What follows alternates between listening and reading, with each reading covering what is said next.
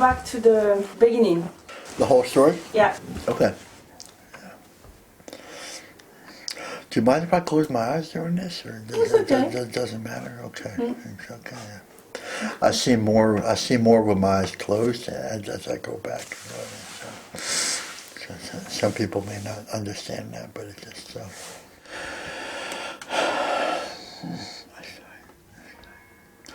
My story begins April 9th, 1971,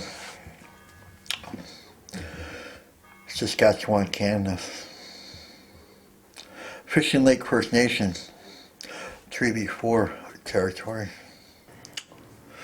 My mother went into a diabetic coma when she came to. When she came back, she wanted to see me and to hold me, and the doctors told them that I had passed away. What had happened was the day of my birth, they had taken me 800 miles away to an orphanage, and yeah, that's how my life began. You know, people ask me, you know, what do I remember first? What was my first memory of life? And I can tell you, my first memory of life was I used to think it was fear. But it wasn't fear, and it went far beyond fear. It was terror, absolute terror. You know, people ask me too about what it was like,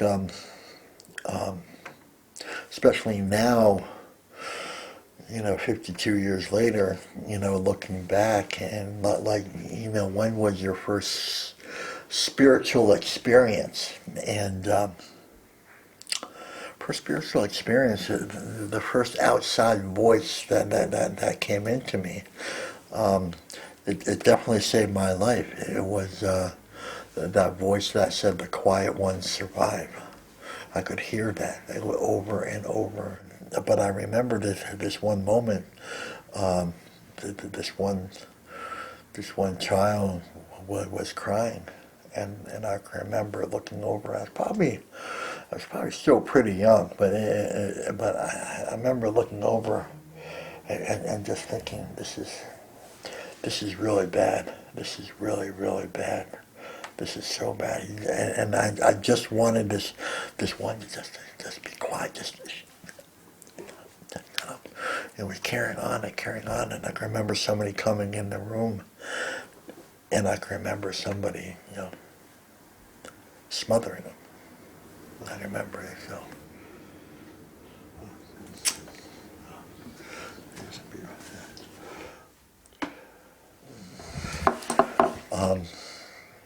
Remember they lined us up there.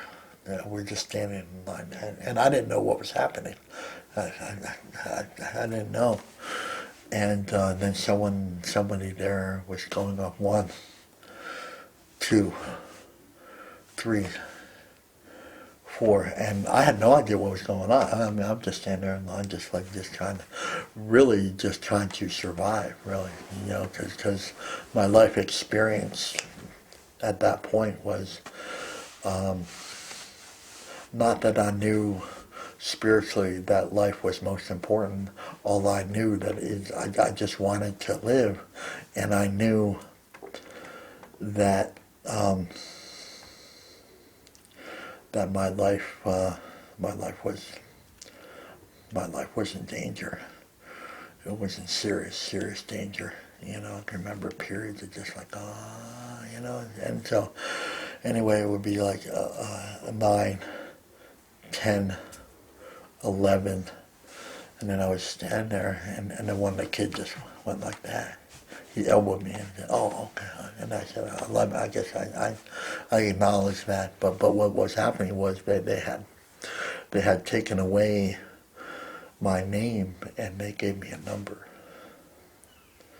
And so my bed correlated with that number on it. So I wasn't a person anymore. I was a number.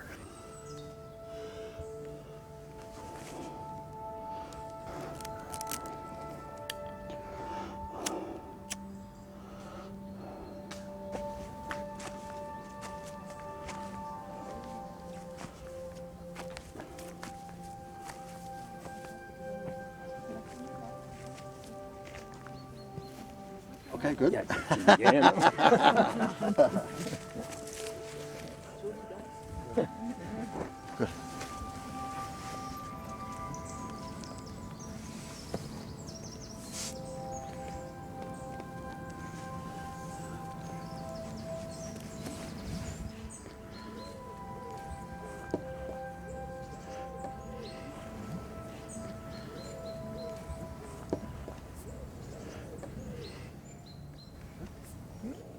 And then I can remember very vividly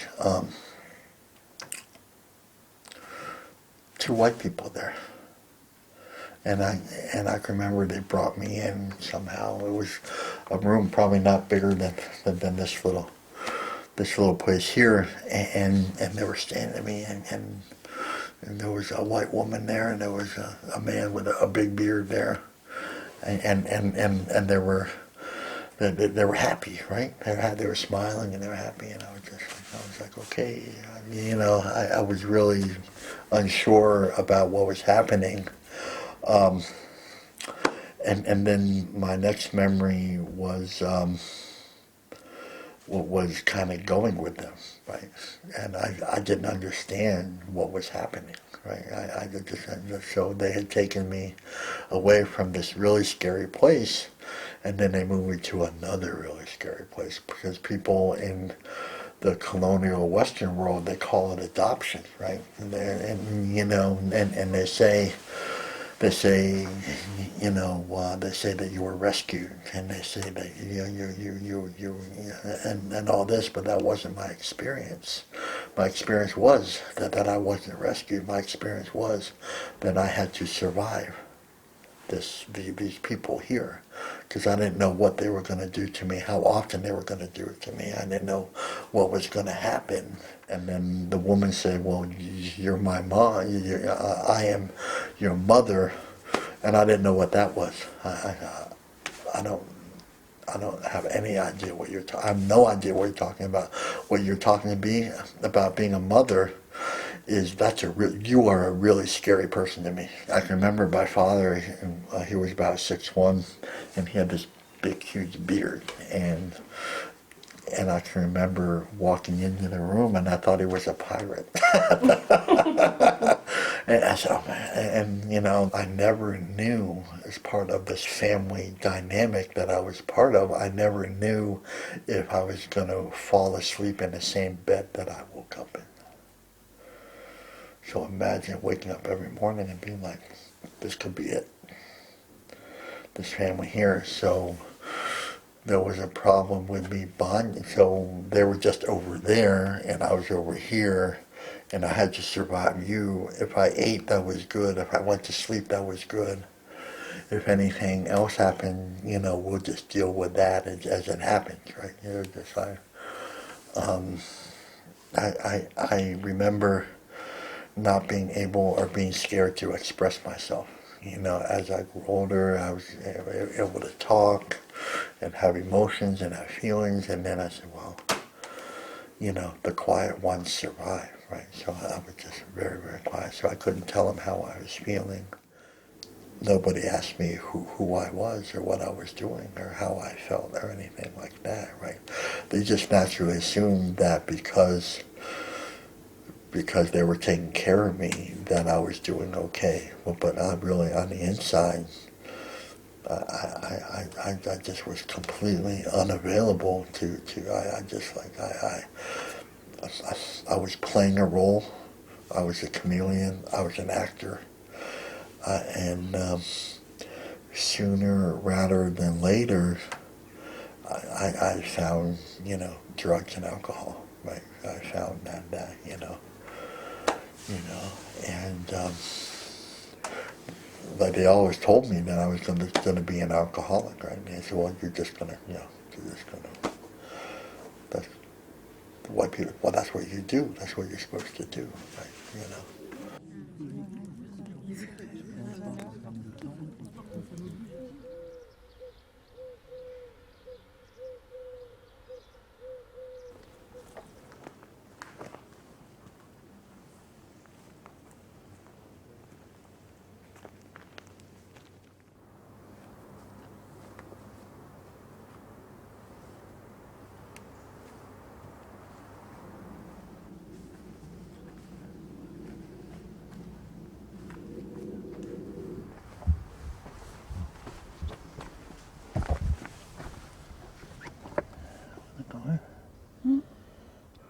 indigenous world, stone is our most ancient ancestor. So we understand she's a living, breathing, just like us. She's living, breathing. She's part of Mother Earth. She's really beautiful, really beautiful medicine. So again, we come here, we mean no harm in what we do. So that's all. That's all. Be a good girl. Be a good girl. Yeah. She'll be here long after we're gone. So. The pipe is our direct connection to Mother Earth, to the Creator, to the Great Spirit. It is our altar. Pipe is a moving altar. It's part of the people's pipe. It's not my pipe. I'm a pipe carrier, and so I walk with the pipe to help the people heal and to help the people connect. To prayers to be heard, prayers to be asked, prayers to be answered. All those things that we as humans, we question. We question and to help heal us, to help us connect. Healing and connection is pretty much the same thing. You help connect the people to the earth. The earth will give us medicine back to the people, because that's that connection, that door, that flow, as I would say now, that energy is there and helps connect to the people. Yeah.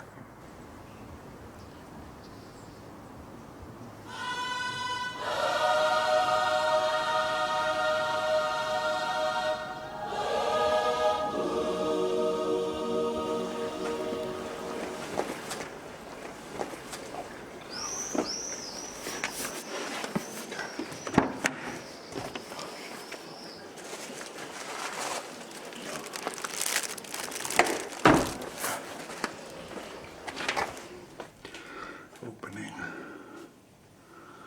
our prayer. What's today? 26.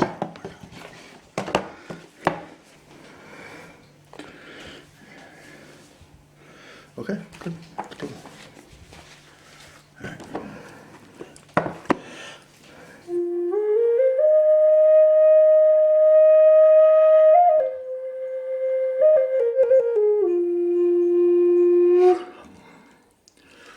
All right, good morning, everyone. My name is Wayne Snellgrove, Solar Tribe Fishing Lake First Nation, Saskatchewan, Canada, Treaty 4 territory, Nakaway people, Anishinaabe, and we are back, morning meditation. And if no one said that they love you today, I love you very much. And it's an honor to sit here with you. I have missed you. I missed our morning routine. We always get up and have our coffee, and then, I make my way over to the Facebook Live, and then here I am. Let's open up this circle in a good way. Creator, Great Spirit, Kitchimanitou, Megwitch, thank you. Kiwazana me, I love you, we love you. Thank you for this day, thank you for this circle. Thank you for our breath. Thank you for life. We come here for one reason, and that is to celebrate life. Life is most important.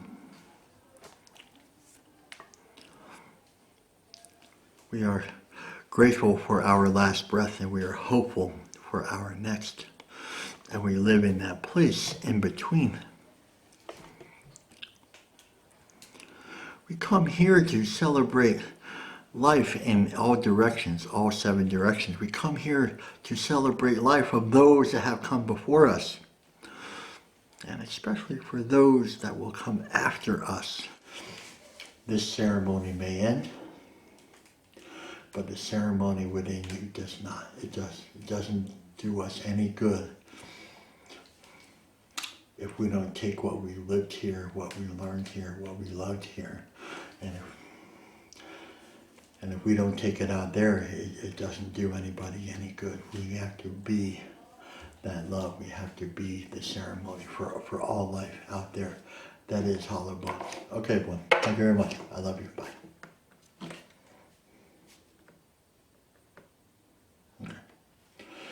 All right. Well, how'd that go, huh? That's good. So powerful.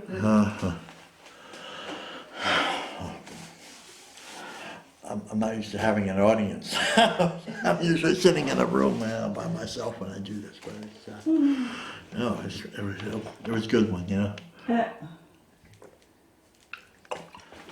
You know, it's all part of that great love that's out there, you know. Great love, that great flow, that great sunshine, that great everything, and I just want to be a part of that, and how I do that is I help others. That's it, you know.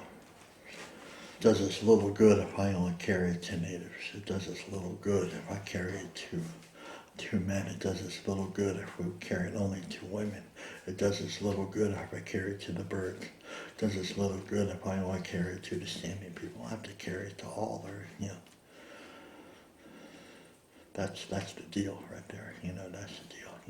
You know, if I want the 7 generations to live a better life, then this is what I have to do. My prayer just can't go one direction.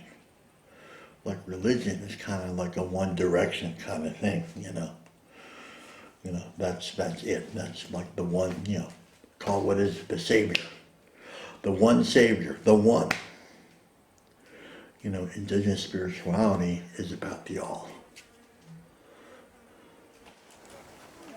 You know, I could see all that beauty out there. I could feel that beauty out there. But I never thought that I was a part of that beauty out there, because there was that separation. And so I never felt like and that's how that suicide came about at age 7. I said, well, like if I don't matter, my life doesn't matter. I don't matter. It doesn't matter. No one will miss me anyway, you know. You know, nobody loves me. I'm unlovable. No matter what I do, no matter how much I scrub my skin, how much I talk like a white person, the U.S. told me that I should be ashamed of being Native. When I was in 5th grade social studies class in school, the chapter was how the West was won and how the Cowboys defeated the heathens. And then every kid in that class, every white face looked at me. And, you know, then I was like, oh my God, okay, I just feel like, you know, I was like, okay, I was like, just like, you know. But that's normal for the colonial world to shame anything that isn't white. No one told me that I was stolen. Nobody told me that my mom still wanted to love me. Nobody told me that. So, in my little mind, at 5, 6, 7 years old,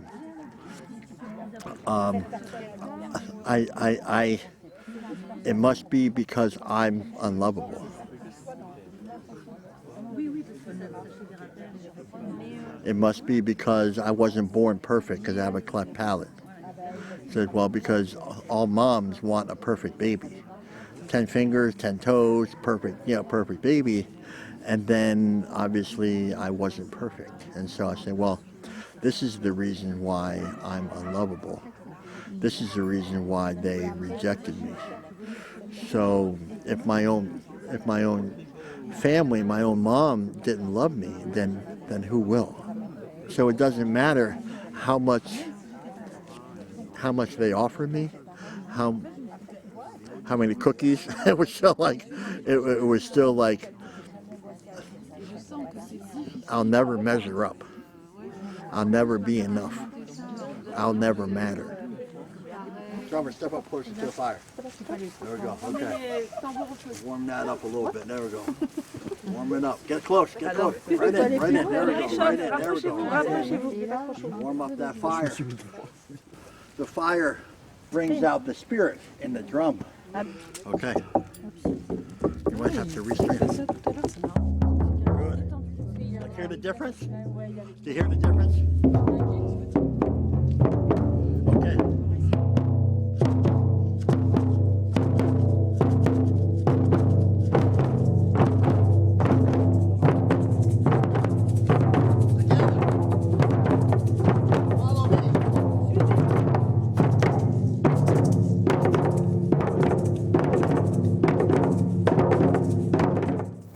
I was a swimmer.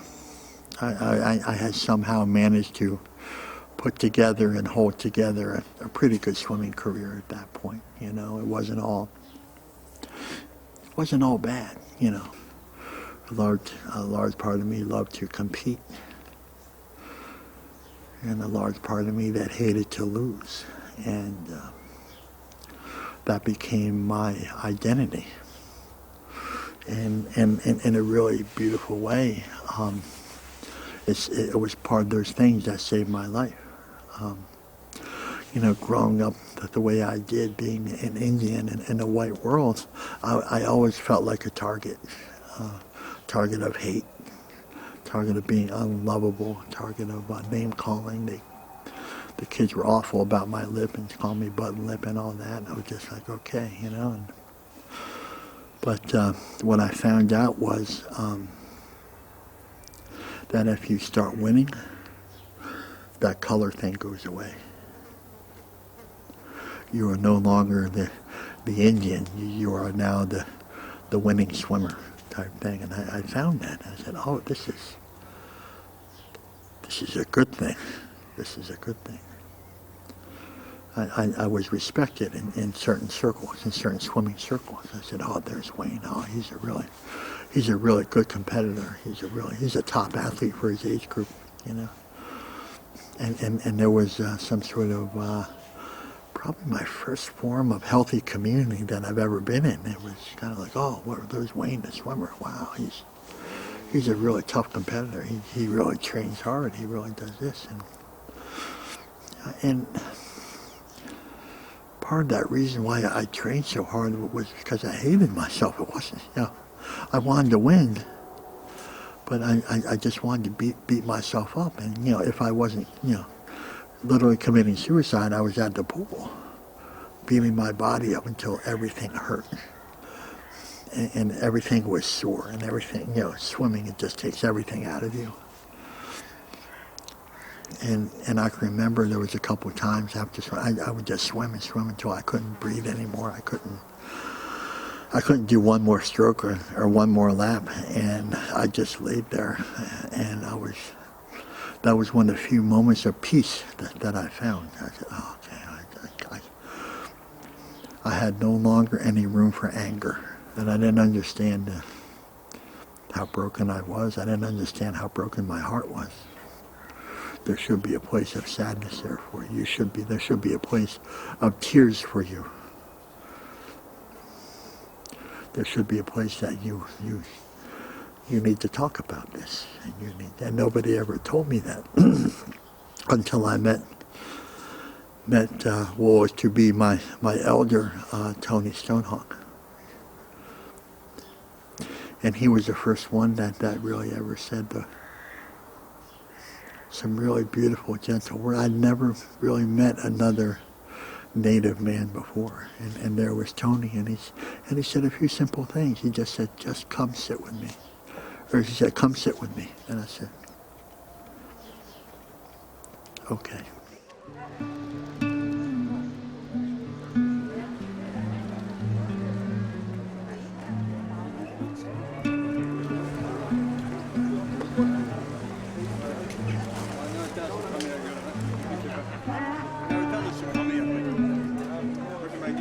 No, we can make medicine with this right here. Exactly.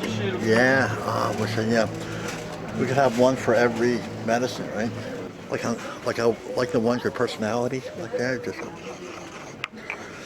you know. So what would happen is you put a little medicine in there, a little cedar in there, and normally you would do this. You would sing. You would make good relations. You would just sing and just like.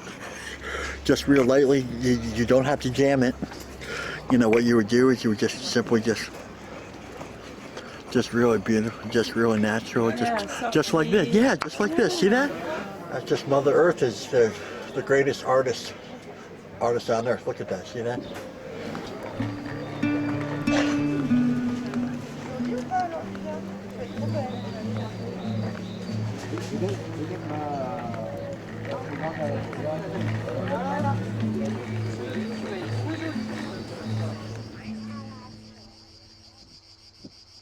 I've been sitting with my elder for 30 years now. 30 years. And it was only 12 years ago that he allowed me, he gave me a medicine bundle which allowed me to carry these ceremonies. So, which is interesting because at the beginning of my journey on the Red Road, there was no intention of me. I didn't have that prayer. I didn't say, you know what, in 30 years, I want to travel around Europe and the world and share all that. That wasn't even there. It was just kind of like, all basically the way this started for me was I wanted to come to ceremony because I wanted to stop drinking, and I didn't know how. And then it evolved into something so much more beautiful and so much more powerful. You know, what his grandfather Tony, he made me feel like the most important person in the world. And the elders that have done this for a long time, walking this way, they've encompassed this thing called we're all in, doing this according, doing it in a good way. That's being all in, making you feel like you are the most important person. Your story. And you see, that's where the real healing comes in, because if you're talking to me and I'm just kind of doing this, then you know that there's a fracture there. You know, there's a misalignment.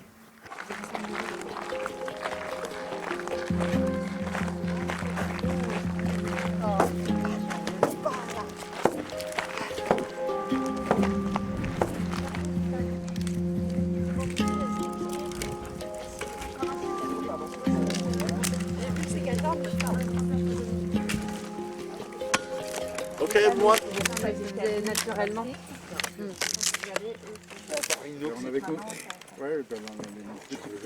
Okay, so you two will be with me. You're going to clean out the fire. Yeah. You two can help with the rope. Mm-hmm.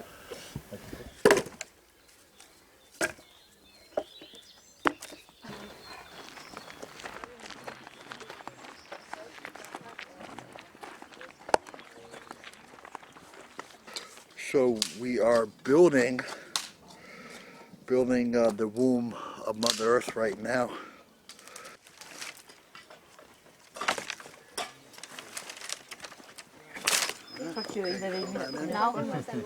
No giggling. Very serious. Okay, ready? Slowly. Slowly, we're just going to bring it down. Just bring it down slowly.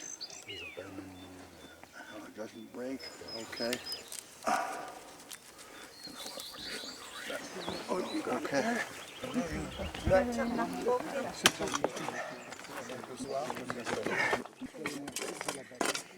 Ah ouais, non, mais c'est proche, quoi. C'est limite... Okay, this one goes right here. There we go. That one. We come here to connect to all life. We go into the womb of Mother Earth. Again, it's the same space that my ancestors have been going in for thousands and thousands of years to pray, to connect to honor all life. It's a beautiful way to connect to people with all life.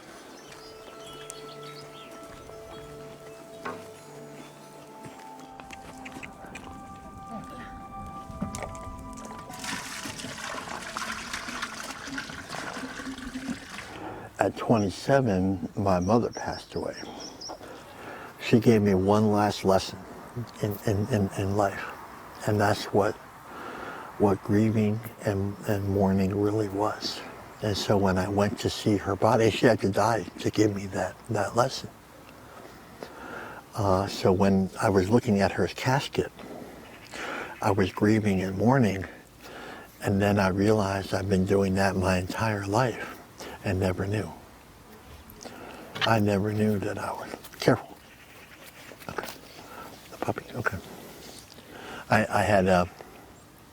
I never knew that's what that was. I knew there was something there, and I knew it was like a sadness type thing, but I never understood that that's what it was.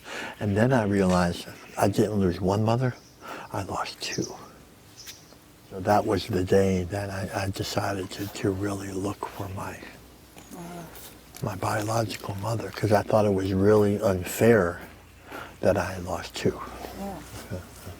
Tu veux, je mette la cafetière pas loin de la tasse, Oh my God. Hey, boom. Oh, thank you. This is the way we connect on the res right here. Coffee. And bread.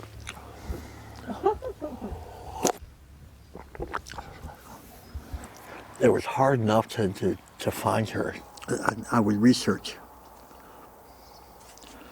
looking at adoption reunion websites, and then one night I came across a Canadian adoption, and I said, oh, and I looked through it, and then it talked about Indigenous adoption reunions, and I'm like, oh, I've never seen anything like this before. And I kept reading, and then they started talking about the 60s scoop, and they were talking about how Indigenous children were stolen from their tribes and sold to other parts of the world.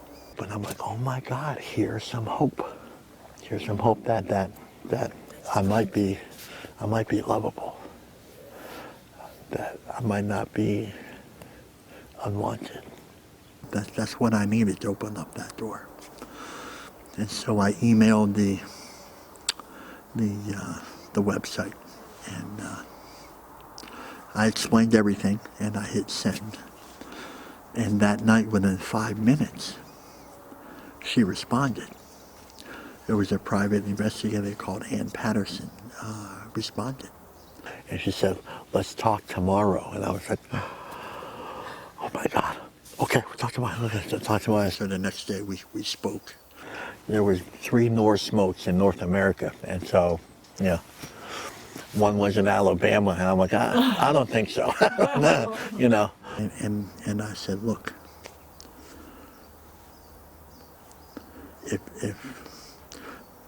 if she says you were a product of rape, don't tell me that. If she tells you she doesn't want anything to do with me, don't tell me that. If she says I'm a product of incest, don't tell me that. Just tell me to keep looking, and I will believe you. Because I told her that I would kill myself. I would absolutely kill myself. I had no hesitation. I couldn't take that heartbreak all over again. I couldn't do that. Just tell me, just keep looking. That's all you have to say. I will believe you. I will absolutely believe you. Say, hey, it didn't work out. Just keep looking. And that would save me, and that would save my life. So I needed that buffer. So she said she was going to call again, a call within the next, 3 days, and she was going to get back to me. And the next day she called, and I said, hello. And then she said, I've spoken to the most wonderful woman I have ever spoken to. And she was talking about my mom. And she said she loved you, and she misses you, and she wants you to come home. And it was just like, I was crying, and I was just like, oh my God. That was the day that I learned I wasn't forgotten. And that there was still love out there for me. And that she had remembered me every birthday, and she had celebrated every birthday. The family got together and celebrated my birthday every year. And then I can remember, what happens now. what happens now? And went back home for the first time at 32 years old. That was a good day. And I remember walking off like the airplane. I can remember seeing all these Indian faces, you know. And you know, right up until that time, I had been embarrassed to be an Indian. And I can remember meeting my siblings and you know, my nieces and nephews for the first time, walking off the airplane. They were all there. And I could see, like, the closer I walked up to the building, the closer they got together. And then right in the middle was my mom. And I can remember holding her for the first time. And she's like a little thing, too. She's like up to here in me. Remember that, you know. What do you say to your mom at 32 years old? What do you say? Like, I love you and I miss you. It just doesn't cover it.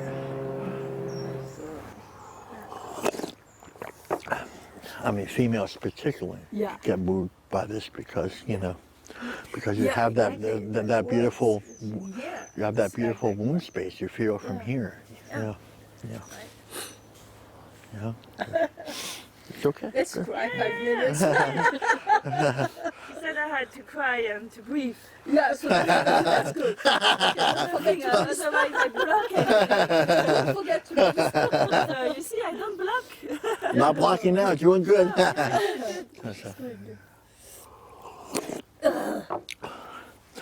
Well, the real spiritual thing is this is part of your healing too. This is part of all our healings right here. This is not my story. No, that's all. This is our story. Yeah. And so when I heal, we heal. Is that beauty? How beautiful that works. Just like.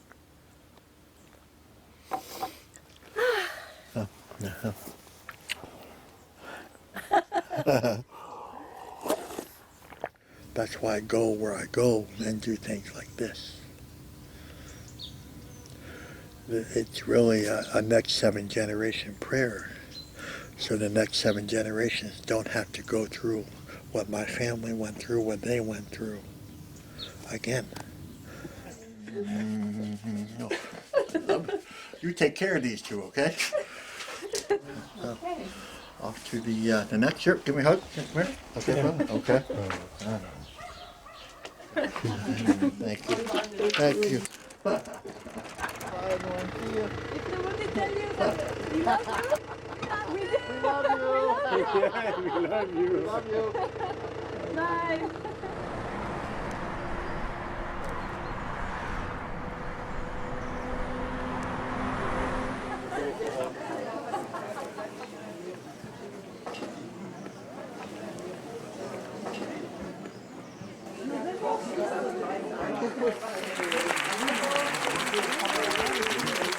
Et nous avons aussi été très touchés par notre livre, auquel nous avons donné une mention spéciale pour une parole autochtone, authentique et touchante, de Wayne Snellgrove, canadien, le son du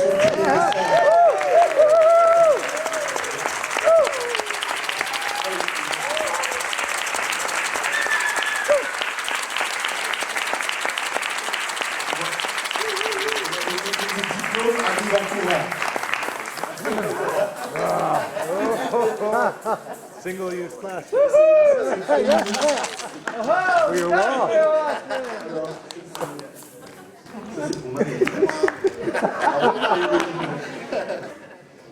Pour la photo.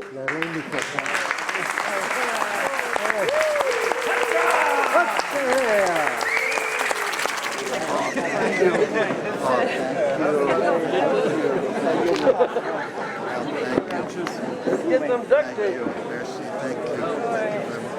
Congratulations. Oh, thank you.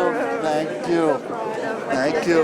Thank you. Thank you. May it be helpful to all the native people, your ancestors. Help everybody. Help everybody. Yeah.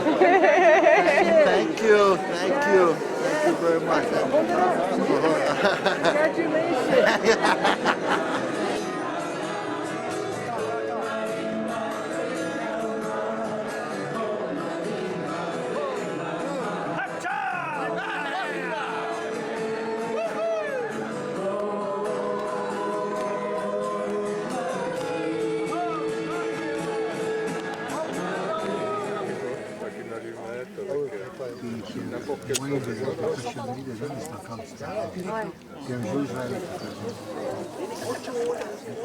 Bob, when's our first sweat? Saturday?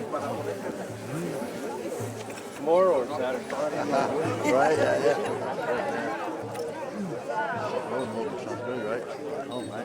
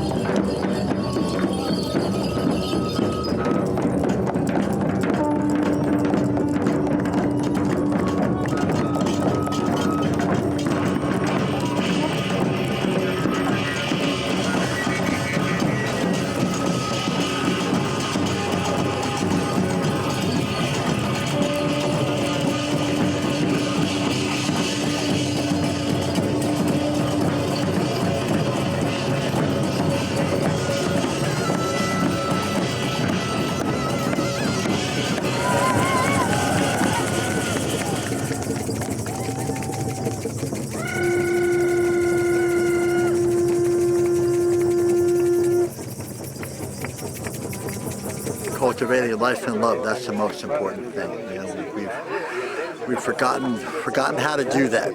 So, but here we are remembering to come together and to heal and to share the medicines and to share our stories and to share all these beautiful things that we're made of. And when we do that, we celebrate life. When I was born, 1971, what we're doing now was illegal. We couldn't do this. We couldn't have a pipe. I couldn't dress the way I dress. We couldn't have an altar. We couldn't go to ceremonies. Our medicine men and women were killed. They were hunted and killed. So Tony Stonehawk, my father, Robert Casius. Ceremony was so important.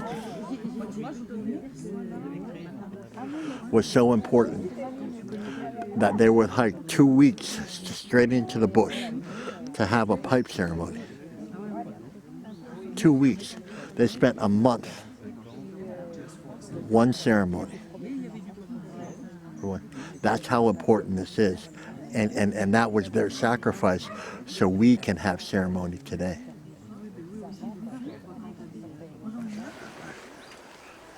Why do you think your mom couldn't accept, your medicine and the culture? Absolute fear. It was instilled in her that these medicines were dangerous. The people with the Bibles came and said, no. This is the way. I am the light. I am, whatever that says. It's something else. So they replaced something else with something that doesn't work for our people. We have to look at the big picture, and the big picture is there's still a very wounded society. It's very traumatized, right? It filters into everything that we do and everything that we say. You get brutalized for so long, like even though you know it's good, you're still scared to go there because that's what the Catholics did. They were there to make that barrier between the healthy and us and the culture and Mother Earth, right? And so they cut that culture. When they cut our hair, that's cutting our culture.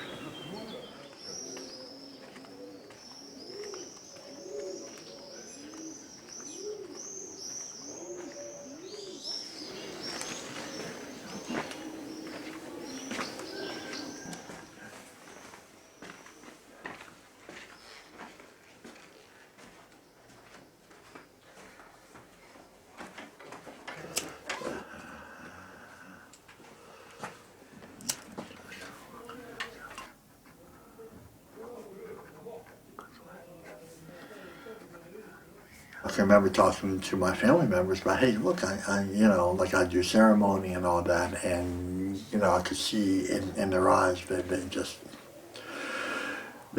didn't get it, right? They like there was no connection there. That I was trying to connect. What I was doing is trying to connect, relate, assimilate, identify with, and they didn't see that at all. And I didn't understand back then, back in '03, when I did reunite with my heritage. I didn't understand the level and the amount of trauma that there was right on the reservation. Right? I didn't understand the residential schools. I didn't understand. I mean, I've heard about it, but I didn't know how extensively and how deep and widespread the wounds really were. And then, so, you know, a lot of my family members were just, you know, we don't do the medicine, right? We just don't, right? And all of them had been through the residential school, so it's not just one. So it wasn't my grandmother. It was my grandmother, grandfather, you know, mom, dad. You know, they all went. They all went to residential school, and there they tried to get rid of the Indian in the Indian, right? So now I come along, and I'm happy about the ways, because these ways brought me back to life. They added life to my life. They added peace and serenity and harmony and balance and all these things that I didn't know before. And I was treated, and I'm still treated with some kind of benign neglect, right? That is just kind of like, well, yeah, right, okay, yeah, kind of like I'm tolerated. I'm not accepted, I'm tolerated. And that's not a good feeling, right? Because because there's a little boy inside me that wanted to be welcomed with open arms. You know, there was a fantasy in my mind that they were going to love me and then take me to ceremony and do all these beautiful things. And the fact is, most of them ignored me. I thought it was really personal, but really, it's not personal at all. It was just their own wounds and the way they were, that they were raised, right? So it has less to do about me and more about their own personal histories and their own personal trauma. We're trying to, here in the Red Road, we're introducing ourselves, reintroducing ourselves, walking with our truth. And if we don't approach our wounds or address these things, the traumas, intergenerational traumas, personal traumas, you know, there's a lot of sickness on the res, and it looks really different with everybody, you know. Reconciliation has to begin with the individual and understanding that, hey, like we're a broken nation, we're broken people, but let's you know, there's a way to mend and a way to heal, and that's the way to speak our language again, to go to the ceremonies again, no matter what, right? And, you know, we're not quite there yet. So, there's somebody here. Yeah. Oh, were you Emily? Standing Bear? Second time around. Nice to meet you. Nice to meet you. Enchantée aussi. Okay, wonderful. Okay. Okay. Oh, okay. Okay.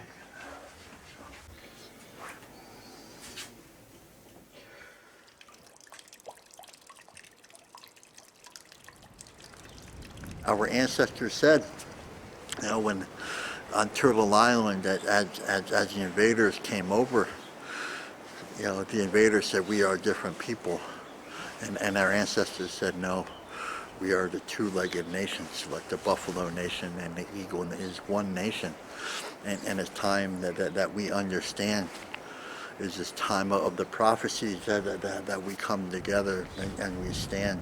And again, it's just simple time for, you know, the recognition of the pain that has been there, that is still there. It's okay to say that we are hurt. As a First Nations, it's okay to say that we are hurt. It's okay to say it is time to reconcile. It is also okay, it's time to heal. You know, I asked a question once in my younger days, where the heart of the tree is. Where is your heart? We as people, we have hearts. Boom, boom. bump. We have a heartbeat. We know where it is. And then there was a relative of mine that came down, and he connected all the hearts of all living things. And I said, and I looked to the tree, and I said, where is your heart? Where is your heart?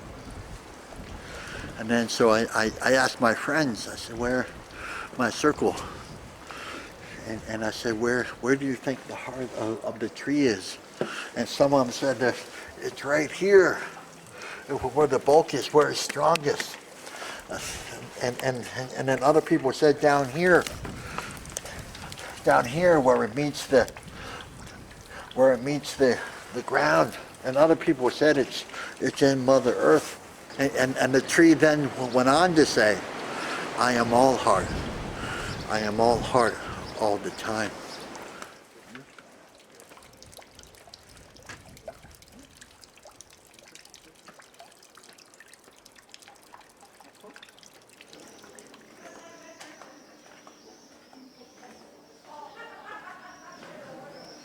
The brutality of Catholicism runs through my family and my story and the story of my people, the peoples of Turtle Island, and particularly of Canada.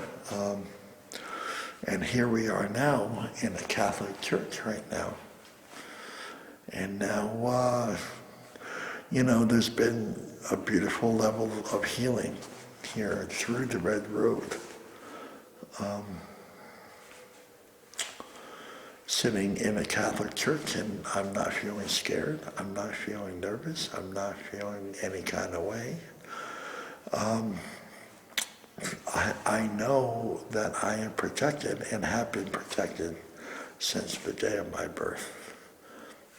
I know whatever forces out there, they tried to kill me, they tried to murder me, they tried to genocide me over and over again. And yet here I am at peace in a church. It is my own personal story and my own personal history that I can't get to this place called peace with myself without making peace with the Catholic Church. There's a level of forgiveness there. It is my feeling that obviously the church did some horrible things. The Catholic people did some horrible things. But here's also the thing, not all Catholics are horrible. And not all this religion is horrible. But those people that did those things to myself and the people,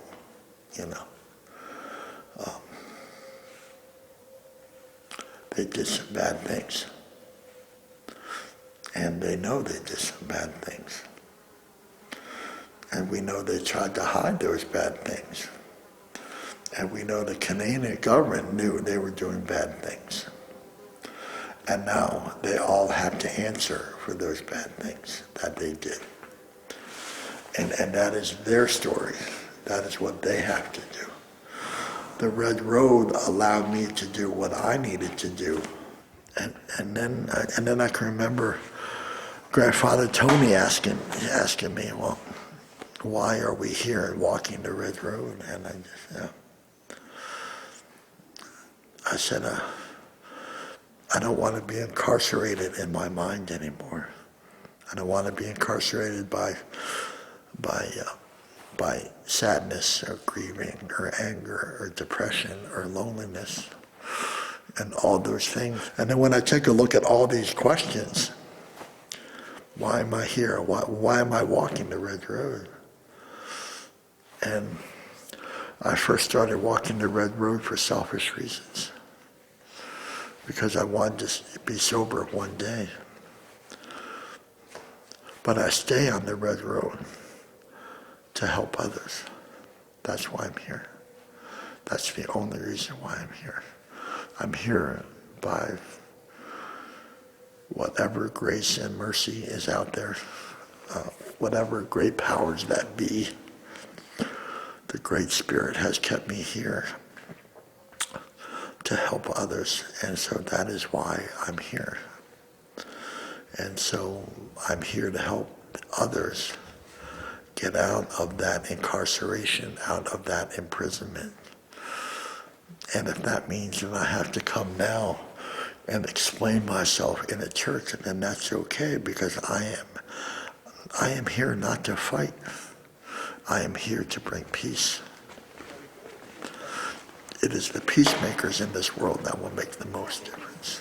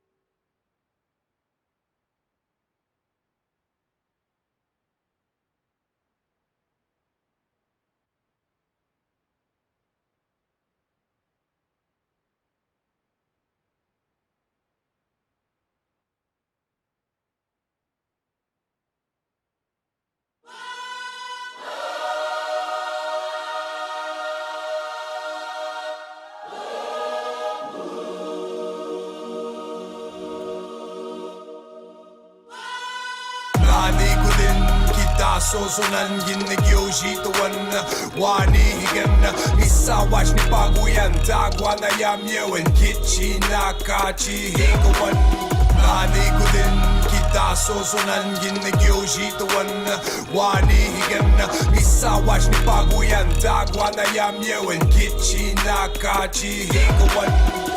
L'interdiction de parler nos langues, c'est un génocide. Tuer l'Indien à l'intérieur de l'être humain, c'est un génocide. Voler et vendre des enfants, c'est un génocide. Les femmes autochtones disparues et assassinées, c'est un génocide. La Constitution canadienne est un génocide. Kita sosunan ginnegiujitawan wanihigan misawash ni paguyan tagwana yamyewen kichi nakachihingawan. Nanigudin kita sosunan ginnegiujitawan wanihigan misawash ni paguyan tagwana yamyewen kichi nakachihingawan.